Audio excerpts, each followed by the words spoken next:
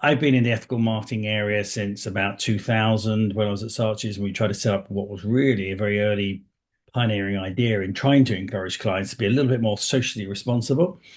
Didn't work, unfortunately. Most of our clients didn't want to know, and I don't even think the agency was that keen.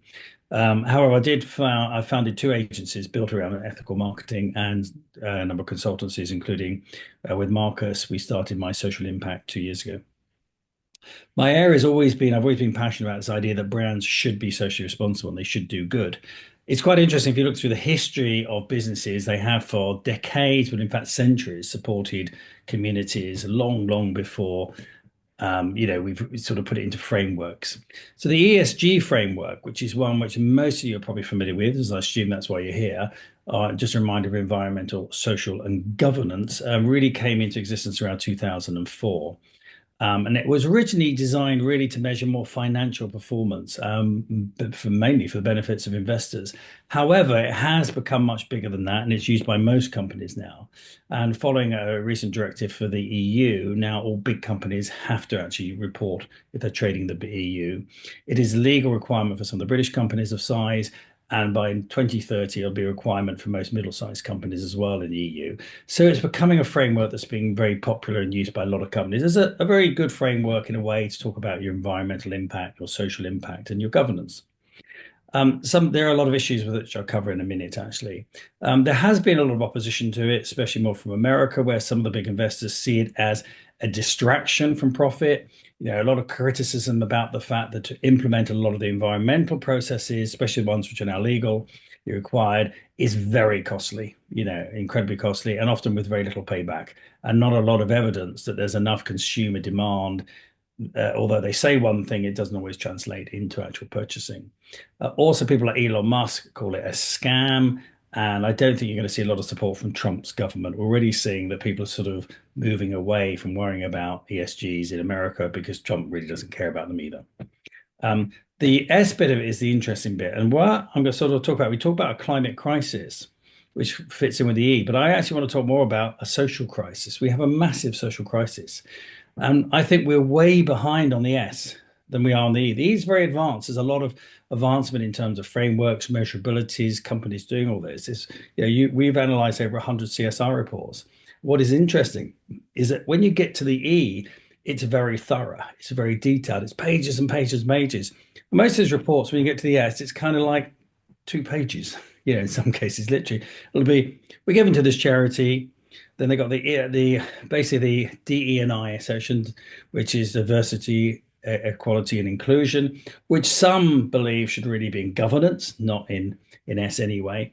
And it may talk about a few things. Some companies who have extensive supply chains have got some quite good reporting on that. But it's not that thorough compared to the rest. It's way behind. Yet, if you look at the social crisis we have, slavery is massive. We're talking about well over 50 million people in this world, which is in modern day slavery, 11 million in India alone, 5.8 I think, in China. There's been a lot of criticism about, Shine and other companies trading from certain parts of China, which has forced labor, which is actually controlled by the government, which is shocking. We have housing, poverty, hunger, unemployment. We have massive problems that have been around for hundreds of years. We still not solved them. And they're actually getting worse. Human trafficking, as everyone knows, Stop the Traffic is a group that we work with through Marketing Kind, and we just work with them. That's growing year on year, and it's one of the biggest criminal factors on the planet. So the aspect of are companies doing enough in the S? My first question is, are they? My answer is no. I think very few companies are really embracing the opportunity within the S of social responsibility and social impact. What we have seen, which is interesting in terms of how brands behave, is that we've seen that where we saw a lot of green advertising a good few years ago, that became a lot of green wash and green spin, we have seen that stop. And that's not because companies have stopped doing it because they want to. They've stopped doing it because the Green Claims Code came in and said, you can't lie anymore. You can't spin. You have to give a more balanced viewpoint. And that's changed things dramatically. There's also a European directive, which is very similar. So companies are not being able to go out there and make all these spins and lies. And it was shocking that in Google Cloud did a survey in America where 58% of CEOs and C-suite admitted they greenwash. They admitted they were twisting and bending it. And progressively, more and more surveys are showing that investors are trusting, reporting less and less and less, especially around the green issues. Whereas with the S, we have an enormous opportunity here. This is what I really want to throw to everybody, is that we have a great opportunity to really encourage companies, and especially through marketing as one source, to actually do much better than we're doing, to do much more, take on social responsibility much bigger, to actually create much more positive social impacts. Most companies, in terms of environmental, are reducing their negative impact on the planet. Very few are actually adding anything positively. Certainly nobody's saving the planet. They're just trying to reduce that negative impact. In most cases, companies aren't necessarily negative social impact.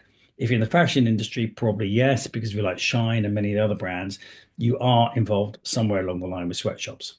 And they reckon that, some of the there's at least 100 brands that have been identified as being involved with sweatshops in one way or another in China. So we know that some of them are bad, but most companies are not necessarily on the bad side. They're not undoing the bad, but the opportunity to do good is much better. And what we ought to do is we ought to use a phrase we use, which is called think outside the tick box. The problem with CSR, to be critical, and I'm sure if there's some CSR people here today, or often now called head of sustainability, they will probably come back with vengeance. But we have surveyed quite a few.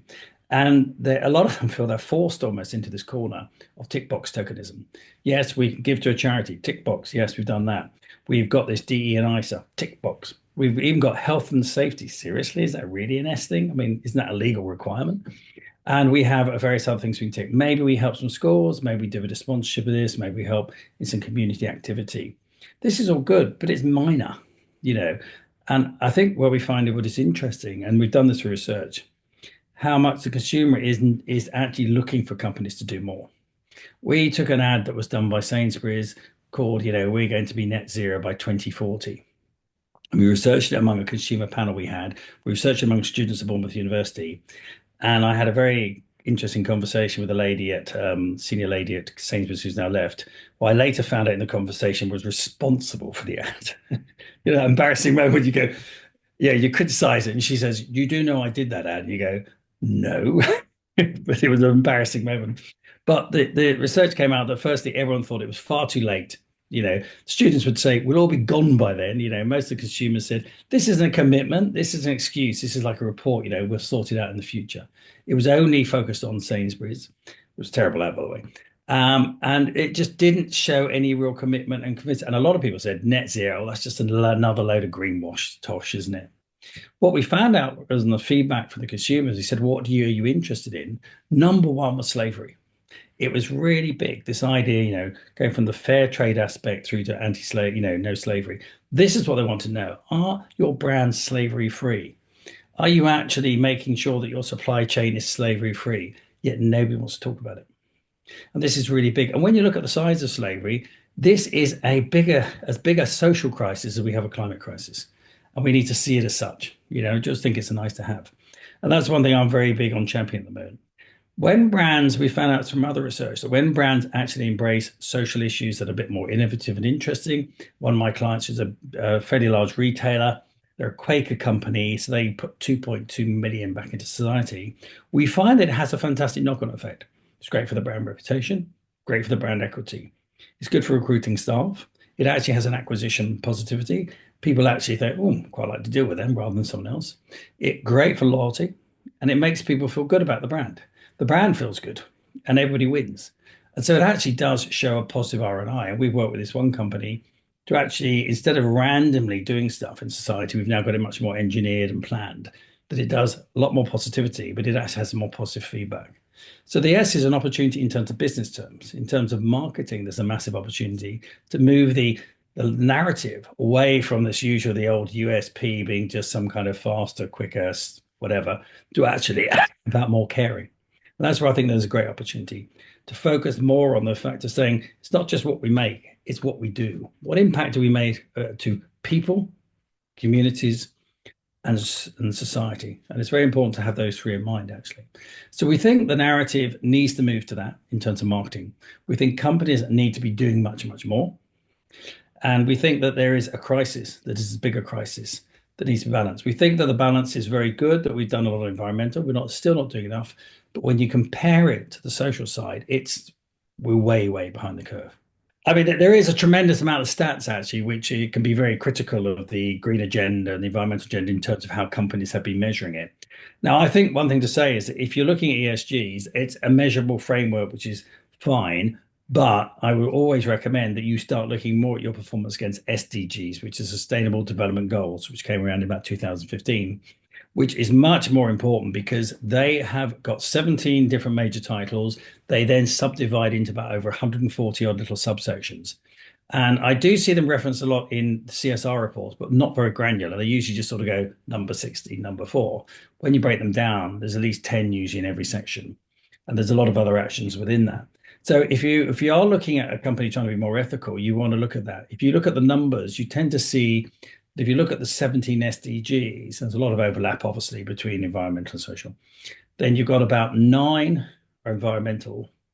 I think it's 15 almost come under social, and about six come under governance.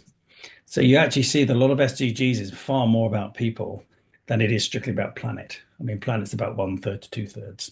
It's interesting as well that research has shown that constantly, in lots of research has shown this, if you were to put two products identical on the shelf, and one was about saving the planet, one was about saving the people, then two-thirds will buy the people over the planet. And the reason that is because we are more like emotionally linked to people because we obviously herd animals. Also, what is interesting, a research was done for, I think it was Christian Aid, when they talked about, poverty and all that, that's very great. When they talked about, famines and stuff, that's great. It's people. When they talked about just, climate change, it didn't have an impact. When you were linked climate change to people's lives, the impact was immense. There's a research company we work with who did some research. It just said the moment you link climate change to people, the response goes through the roof because we're people orientated. So people is a very good way of focusing. And there's a lot of arguments to suggest that from marketing and a branding point of view, focusing on the S and on society, on people, communities, actually is more impactful and more engaging.